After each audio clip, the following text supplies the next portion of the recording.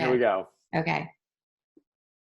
Hi, everyone. Shauna Robinson, Wellness A to Z. And I'm so excited to introduce my next guest, my good friend, Anthony Nehra, who is a fitness trainer and nutrition coach, who is, like all of us living the quarantine lifestyle. We don't have our gym. We don't have, our usual grocery routine. I mean, like I've been lost not going to Whole Foods every day. It's just sort of, I've missed my pilgrimage. I've missed my hot yoga.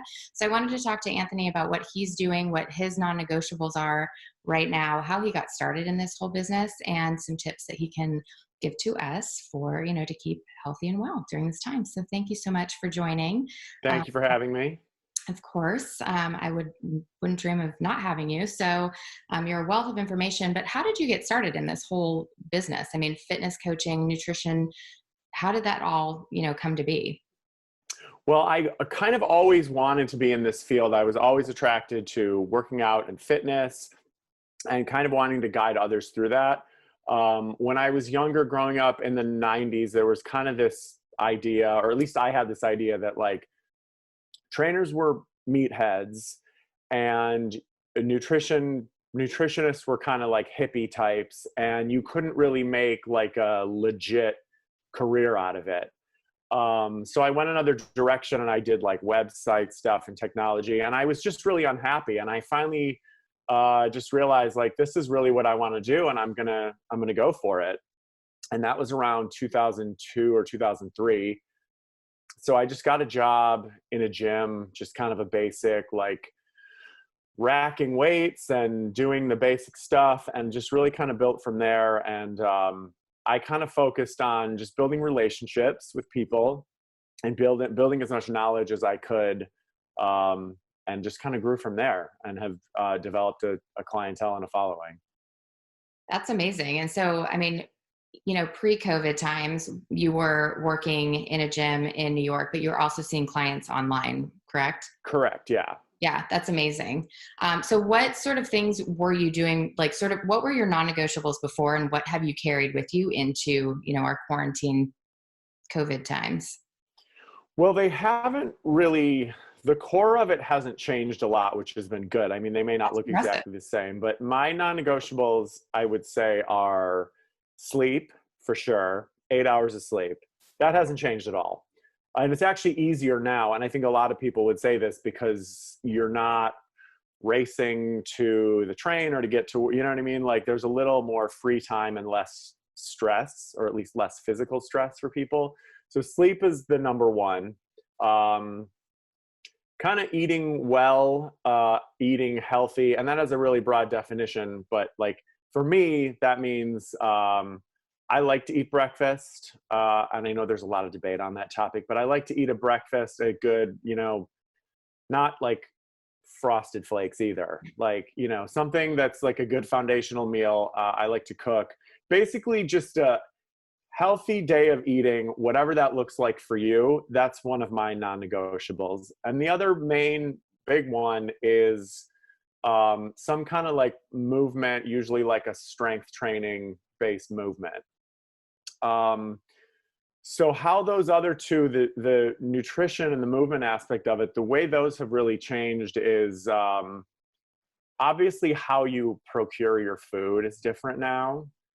I like to, and I'm based in New York most of the time, so this kind of fits well, but I like to go to the market every few days and just buy things for the next couple of days, and just kind of sometimes I'll just go in and impulse buy at Whole Foods. I know a lot of people don't do that way. They mostly do I do. I miss it. Yes, because you're sort of a hippie like me, but True. so that has changed just in the fact that going to the grocery store is, at this point, it's almost can be a source of stress, because I'm pretty well quarantined where I am. I'm staying with my cousin, we're taking it really seriously.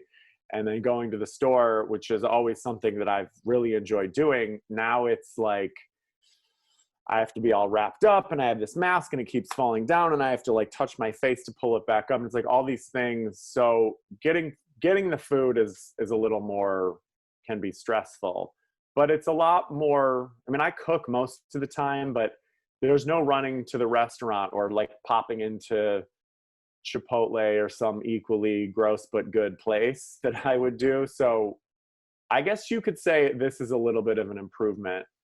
But as far as the non-negotiables, how they've changed, the biggest thing I would say is in the strength training, because obviously I don't have access to a gym, but I have a lot of bands and other sort of portable resistance type thing. And I've had to become more creative, as I think most people have. Oh yeah. So, When I'm like waiting for a pot of water to boil or something, I'm like doing squats. Well, it's just like, okay, that's not something I would have ever done before, but I'm like, all right, it's time that I'm just kind of standing here. So I do need to get some bands, and I want to touch on like, maybe you have some that you want to recommend. But I think that, I want to just circle back to the eating thing.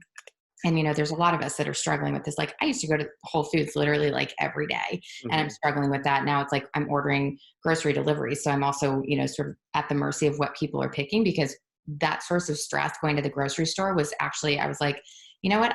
My adrenals are already flooded. I don't need to add that one piece of it. And you talked about like healthy foods and what, looks good for you. What are you guys buying at the store? Are you going for like, fresh veggies, or are you sticking with like frozen? that has changed a little over the past few weeks. At first, it was just kind of like getting what I would normally get. And in the beginning, there was a little more of a lot of things were out of stock, because I think people panicked and were really sort of hoarder buying in the beginning.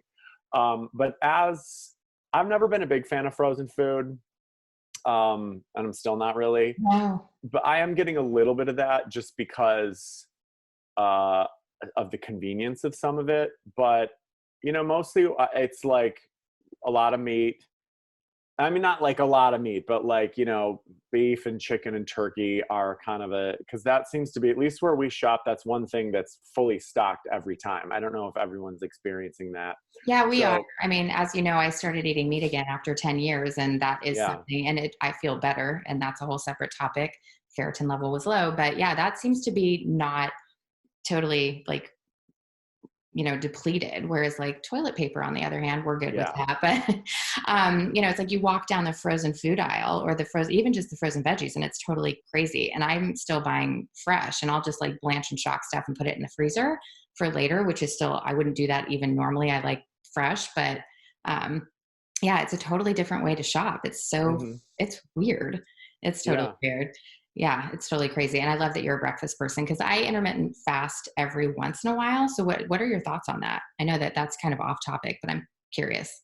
On intermittent fasting, I think it is a good, solid way to eat.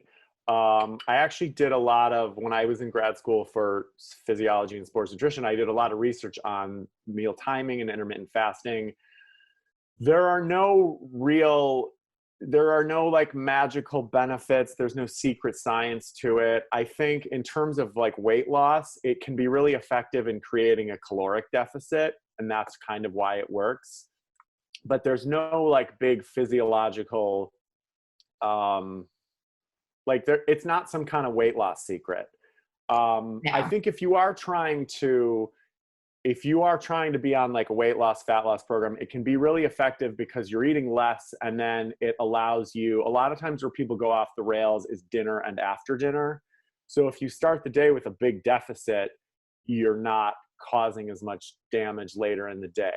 In terms of overall health, I think there are, I don't know as much about this, but I think there are some really positive correlations in terms of like, lipid and sugar and cholesterol levels. But that's not really I mean, I know that exists, but it's not my field of expertise. Right. But I think it comes down to like, if that works for you, you should do it. I've done it. I like to do it maybe a couple of days a week. I think it can be really good. But yeah, it's the reason, and this is very personal, this isn't really for anyone else. The reason I really don't like to do it is because I like to have coffee first thing in the morning. And if I have coffee and don't eat for 3 hours, it just doesn't feel like my stomach gets upset. But I don't think You're welcome, world. When I was 25, I could do that, but now I can't. So yeah, I do. I'm okay when I do that, but yeah, I'm like you. I do it a few days a week. I know that, the autophagy benefits, and I know we're getting totally off topic. I want to talk more about, what you're doing from strength training, resistance training, what you're using around the house to keep up with your routine. Because I think that that's something, I mean, I'm struggling with that. Mhm. I would rather be standing in a hot room doing, yoga, but I can't do that right now. My parents don't want to heat up the house to 105. Yeah. It's cool. I'll let them slide on that. But I mean, we're so used to these norms of going to a yoga studio, going to a gym, and having these, having this equipment available for us, or having, a certain environment created for us. And it's not like that. So how are you, what are you using to, get your workout in? I will show you. Yay. 1 second.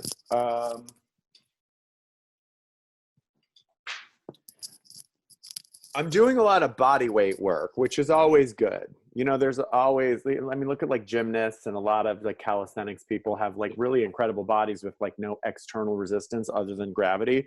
But what I use, and I have a whole sets of these, are like these sort of large bands. I mean, I've always been a fan of these to kind of accessorize other types of strength training, but now they're kind of the primary mode of resistance. Unfortunately, they seem to be sold out across the internet. At this point, it's kind of, you can't really be too picky. So if you can find large bands like that across a variety of, resistance levels, I highly recommend that. And there are a lot of things, like just kind of look around for band workouts. I mean, if you have an Instagram account, you've probably seen people working out with bands in the last few weeks. That's basically what I'm doing. And it's almost as good as working out in a gym. And you can make it as good. You don't have, I mean, the main thing is between body weight work and band work, you don't have to lose any strength. You don't have to lose your fitness level. You can even get stronger if you do it right. So I've had kind of a seamless experience fitness-wise.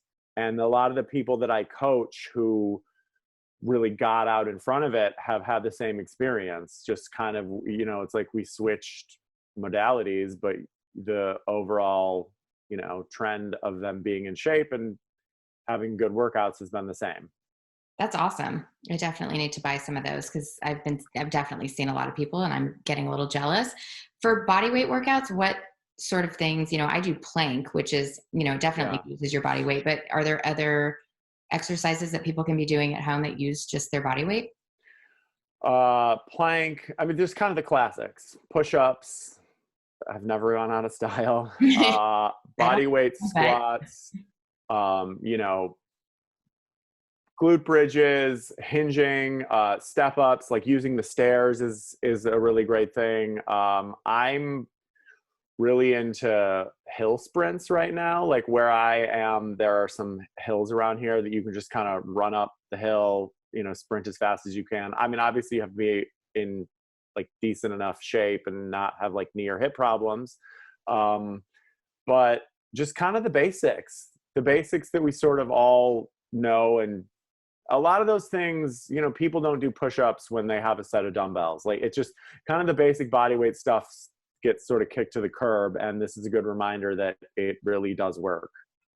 That's awesome. Yeah, I did jumping jacks the other day for the first time in Yeah. probably since elementary school. So Mhm. I was, again, like waiting for something to boil, and I was like, all right, I've got the time, and whatever. And it was like, okay, my heart rate, kind of got up.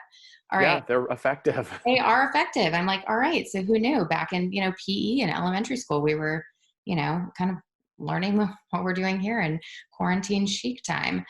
So Yeah. what are some things that you would, impart on the viewers? Like, what would you say, like 3, little tips that you would give people to, stay well and healthy during this time?